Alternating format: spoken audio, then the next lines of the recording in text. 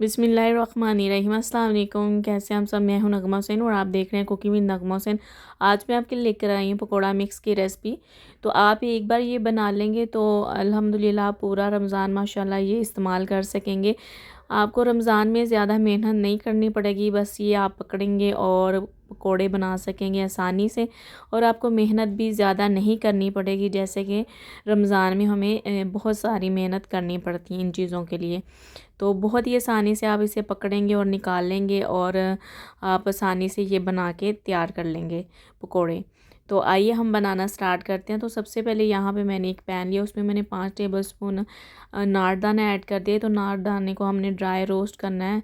तो dry roast करने का मकसद यही है कि जैसे ये ड्राई रोस्ट हो जाएगा तो फिर ज़्यादा टाइम ये चल सकेगा।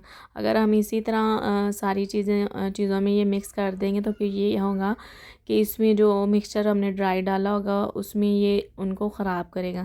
तो इसीलिए हम अनारदाने को अच्छे से ड्राई रोस्ट करेंगे ताकि इसका जो मॉइस्चर है, नमी, वो दूर हो जाए। यहाँ पे मैंने इसे 4 से 5 मिनट के लिए अच्छे से हल्की आंच पे ड्राई रोस्ट कर लिया था। अब साथ ही मैंने इसमें ऐड कर दिया 5 टेबलस्पून साबुत धनिया। तो साबुत धनिया भी हमने इसीलिए ऐड किया ताकि इसका डबल फ्लेवर हो जाए, और कुछ हमने इसे स्टोर करके रखना है तो इसलिए इसकी जो नमी है वो दूर हो जाए। तो 2 टेबलस्पून मैंने इसमें ज़ीरा ऐड कर दिए और साथ ही मैंने 2 टेबलस्पून कसूरी मेथी ऐड कर दी।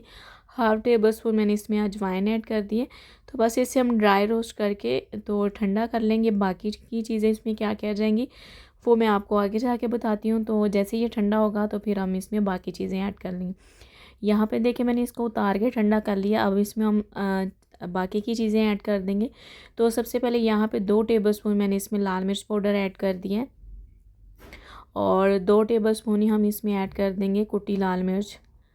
तो सारी चीज़ें आप अपनी मर्ज़ी के मुताबिक ले सकती हैं। तो 2 टेबलस्पून मैंने यहाँ पे नमक ले लिया, 1 टेबलस्पून मैंने हल्दी ले ली है, और तकरीबन 2 टेबलस्पून के करीब गरम मसाला पीसा हुआ। तो ये देखें, ये बहुत ही ज़बरदस्त सा हमारा मिक्सर बन के तैयार हो गया है। ये जो मैंने मिक्सर बनाया है ये 1 किलो बेसन के लिए है। तो आप 1 किलो बेसन में इसको मिक्स कर ले तो आसानी से जब आपने पकोड़े बनाने होंगे तो आप ये निकाल के जितना आपने पकोड़ों में डालना होगा उस हिसाब से अपने अंदाज़े से इसे डाल लें। अब इस तरह भी आप इसे स्टोर कर सकती हैं, बेसन के साथ भी कर सकते हैं। तो यहाँ पे मैं आपको बेसन में डाल के भी बता दूँगी इसका तरीका। अब यहाँ पे मैं इसे हाफ़ इसमें ऐड करूँगी बेसन में, क्योंकि मैंने यहाँ पे जो बेसन लिया है वो आधा किलो है। तो मिक्सचर जो है वो 1 किलो का है, तो हम इसमें आधा ऐड कर देंगे। आधा मैं बाद में जब आधा किलो में बेसन में डालूँगी तो ये उसमें डाल दूँगी आधा किलो मज़ीद बेसन में। तो ये मैंने आधा इसमें डाल दिया। तो ये नमक मिर्च इसकी बिल्कुल परफेक्ट है।